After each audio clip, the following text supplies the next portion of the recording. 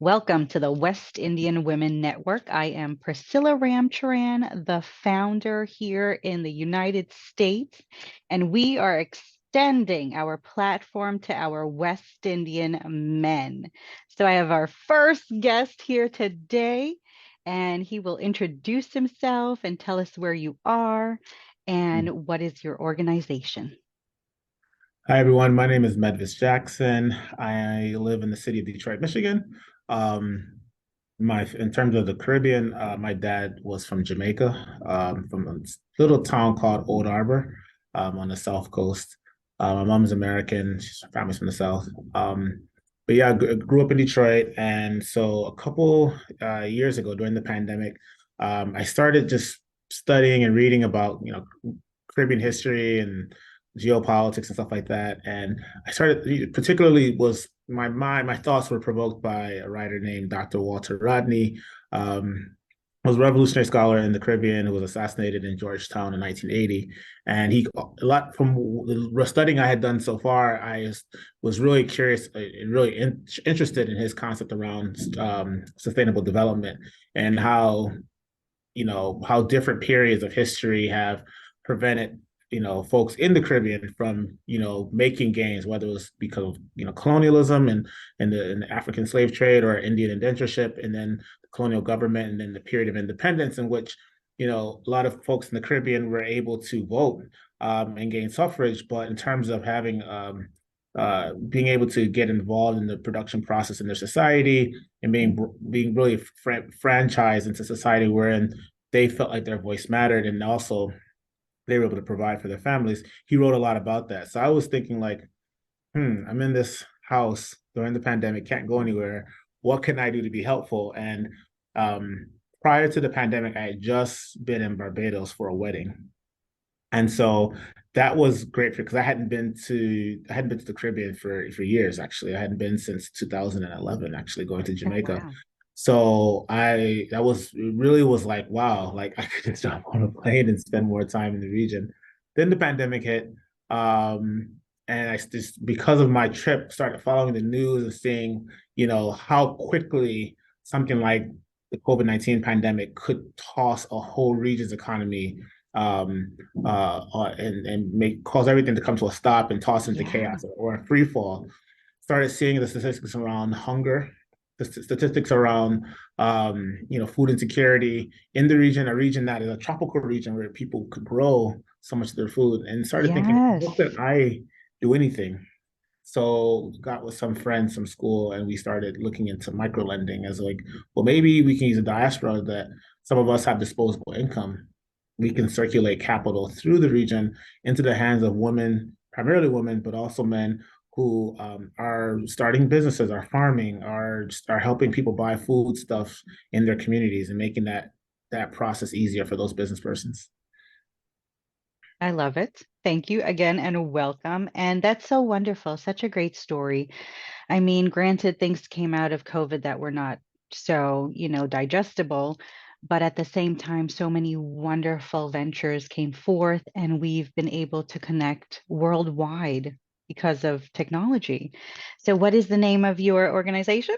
Yes, so thank you. Beyond the beach. So Beyond the Beach. yeah, encouraging people to see the region beyond the resorts and laying in the sun and understand that there are real economies and real companies and families and households that live here. So how do we as a diaspora go beyond the beach, go deeper, dig deeper, and try to become part of that sustainable development process in the region?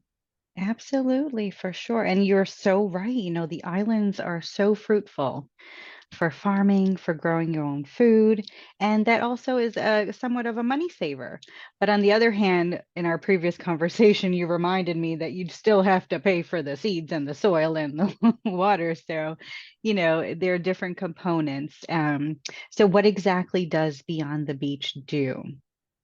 So, well, we're in a bit of a transition period now. We were meeting monthly with the folks who have been, were lending through the groups. We're about a group of 12.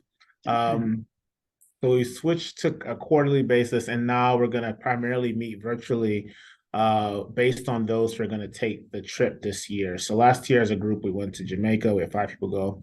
So this year, we'll vote on different locations. I sense that we'll probably picking between four major options: Puerto Rico, Trinidad and Tobago, Barbados, and possibly yes, we'll see, but maybe also like somewhere like Grenada or Dominican Republic or somewhere like that. So so yeah, so we are the goal of the group is to again learn the history of the region, Mhm. lend money. We primarily use Kiva.org to get money into the hands of entrepreneurs.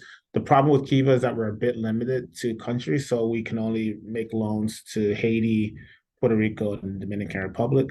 And with the crisis in Haiti right now, we actually haven't seen any loans for like the last 6 or 7 months or so. So through another platform called Farm Credibly, we were able to make some do a loan, a pretty substantial loan in Jamaica. Oh, wow. So we're hoping we're now I and another group member, we're kind of pulling back. We're still doing the lending through Kiva, but we're kind of pulling back on the monthly virtual meetups and trying to just do a lot more research on other lending options in different countries, like a Trinidad, like a Barbados, like a Grenada, and because all these countries are very different, and many of them have Mhm. their own banking systems. You know, the Eastern Caribbean does have the kind of a unified central banking organization. But you know what the policies are in Jamaica are going to be very different from the policies in Dominican Republic, from the You're right. Bahamas, from Guyana, from Belize. So we really just need to do a lot more research. We want at the beginning we just kind of jumped into it. We're really eager, but now we're pulling back. Still doing the lending. So we've done just over $11,000 US in 2 years between the 12 persons. So we're hoping to be able to hit the 20,000 mark by the end of this year in loans. We asked each group member to do 200,000. I'm sorry, 200. Sorry, 200 US dollars, just 200. So that's $50 a quarter. Okay. Every 3 months, you lend $50 to an entrepreneur through Kiva. Mhm. And then the cool thing about Kiva is that they pay it back. So we're not doing charity, right? The entrepreneurs invest that money into their business and they pay it back to the field partner in that country. And then you can take that same $200, you can put it back in your bank account, or you can reinvest it with another entrepreneur. So the Caribbean diaspora, we do billions of dollars of remittances every year to family, to friends back in the region. And Mhm. those remittances are important, but those remittances go to buy more imported items from the United States, Canada, and other places. So we're still not putting those billions of dollars into developing factories, into developing supply chains, into developing raw primary materials that will go to help us fabricate clothing, fabricate tools, fabricate other items that you need just to manage a household. Think about all the things in your Mhm. house, right? Where does it come from? And in the Caribbean, much of that too little of it is being made locally. So we're hoping that, you know, in 10 years time, 5 years time, Beyond the Beach is at a scale where we can help with the primary industry capital development in the region, right? We can help finance, some woman in Trinidad who's using coconuts to do Mhm. filtration, because that's actually quite a big industry, is using coconut husk as water filtration systems, or using hemp stock into the fabrication of concrete, right? So those are the types of Wow. things that long term we would love to do, and also helping with the production of food in the region. So yeah, just $200 a year, and then you can take that same $200 from the previous year and reinvest it. So that really just comes out to $50 every 3 months that we encourage people to lend. This is amazing. I love all the words that you're using: sustainability, food security, recycling, reusing, having items on the island. I mean, I think this is going to happen for you sooner than you imagine because your heart is in a good place. You have the knowledge, you've done the research, and you have your vision for where you want Beyond the Beach to go. So anything you need, we're here for Awesome. sure. Yes. Congratulations. Wow. One thing I also just want to toss out is Hmm. we recently did an event. We had a panel of three company founders from three companies in the Caribbean. We kind of talked about their companies and Hmm. what they've been building. We've done another virtual event in 2022 with Farm Credibly, who's a lending platform. One thing I will say is there's so much talent in the region, right? Are there ways in which their educational system in the Caribbean could become more modern and to help the youth there kind of take advantage of the economy as it's evolving now? Sure, but you could say the Right. same thing about a lot of other countries as well. The education system in the Caribbean, relative to the resources available, is quite good from my understanding and from my experience. There's so much talent in the region. I think there's just not enough opportunity, and because the economies are so constrained, it used to be constrained around sugar, right, or bananas in some other islands, and then later tourism. That if you were a scientist or you were looking to do shoemaking or you're into textiles, there just wasn't a lot of opportunity, A, for you to fund your ideas, or B, for you to get a career, develop a career in that space, a career in which you could actually, take care of yourself and eventually take care of a family. So what happens with our region? Folks just keep migrating, right? People just keep moving Right. out to take advantage of opportunity. So you're spending, billions of dollars every year to educate a population that too often cannot stay in the region to hone their skills and then later be a source of production, primary production in that region. So again, there's so much talent in the region. We don't need to bring new people to the region or anything like that. As an American born Caribbean person, I'm just there to serve the folks who are doing the work. So I just wanted to Mhm. throw that out there. There's so much talent and creativity in the region, from Guyana all the way up to the Bahamas. I'm so happy you said that, and I truly agree with you. I think you hit the nail on the head there. And this is why you and I have our platforms. This is why we've created this space to empower those who need people like us to reach back and, just really put them in the right place. So kudos. I love it. Absolutely love it. All right. So you told us your inspiration. I love history. I love learning. So, what motivates you each day to wake up and continue with your mission? um, I mean, a lot of the work for me is ideological, right?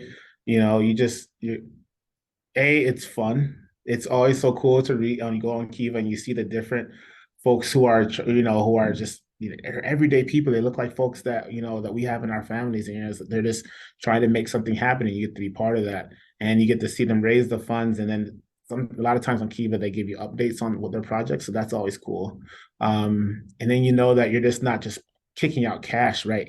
They're paying it back. So these are people who are very serious about what they're doing, right? They know that they need to pay this money back, so Hmm. that you can then take that money and lend it to someone else. And so that's exciting because when you're just constantly being asked to donate, donate, donate, then you can only give but so much, right? And Right. before they call it donor fatigue, and if you're in that world of philanthropy. So how do we how do we create systems that kind of people pay back in after they've been helped, they pay it back in, right, to help someone else. So that's exciting.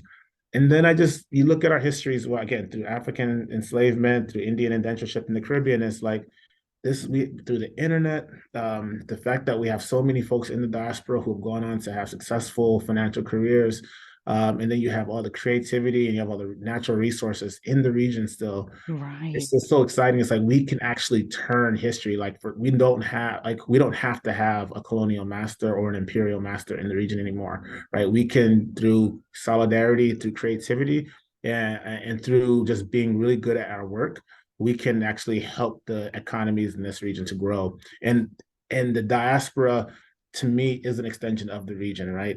If you're Guyanese or you're Antiguan living in Brooklyn, our ability is beyond the beach to make you feel connected, but also to make sure that you're informed about what's happening back home. Then it means that these economies are not just constricted to the Caribbean Sea. It's now we Hmm. have an economic base in Boston. We have an economic base in New Orleans or Los Angeles because of the Caribbean folks that are living there. I love it. I love it. Well said. Very nice. I can see your face light up when you talk about all the wonderful things that you're doing and the outreach that you have. And I'm just really happy to promote your work and, give you as much support as possible. We look forward to you're doing some awesome stuff as well, Priscilla. So we're looking forward to finding ways. Our focus is going to be the micro lending because we have to get good at that. We have to get better at that. Right. So that focus is really important. But when we can do philanthropy and charity work as well, we're still looking forward to the work you're doing with the Christmas and the providing the toys to children back in Trinidad.